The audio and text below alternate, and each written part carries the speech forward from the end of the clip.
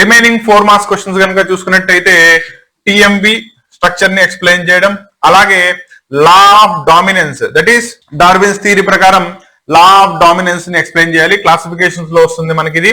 అలాగే auxins, gibberellins, దీనికి సంబంధించి గ్రోత్ హార్మోన్స్ అంటారు వీటిల్ని. అండ్ ఇవి డిఫరెంట్ టైప్ ఆఫ్ గ్రోత్, ఎటు పక్కకి ప్లాంట్ గ్రో అవ్వాలి. ఫోటోట్రోపిజం, జియోట్రోపిజం అంటే ప్లాంట్ న్యూట్రియంట్స్ ఇటు పక్క నుంచి అయితే దొరుకుతున్నాయో దాన్ని బేస్ చేసుకుని తన యొక్క ఆక్సిన్స్ ని ప్రమోట్ చేస్తుంది, ఆక్సిన్స్ గిబ్బరెల్లిన్స్ ని ప్రమోట్ చేస్తాయి.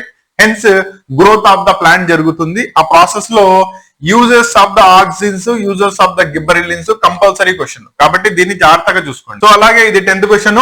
11th క్వశ్చన్ వచ్చేటప్పటికల్లా వాటర్ పొటెన్షియల్ అండ్ ట్రాన్స్పిరేషన్ అనే process. 13th question enzyme inhibitors అంటే ఏంటి. అలాగే మీకు ఆల్రెడీ ఇందాకనే చెప్పాను కదా, యూజర్స్ ఆఫ్ ఆక్సిన్స్ అడిగినప్పుడు యూజర్స్ ఆఫ్ గిబ్బరెల్లిన్స్ మీకు కంపల్సరీ ఉంటాయి, గ్రోత్ హార్మోన్స్, కాబట్టి ఇది నెక్స్ట్ చూసుకోండి.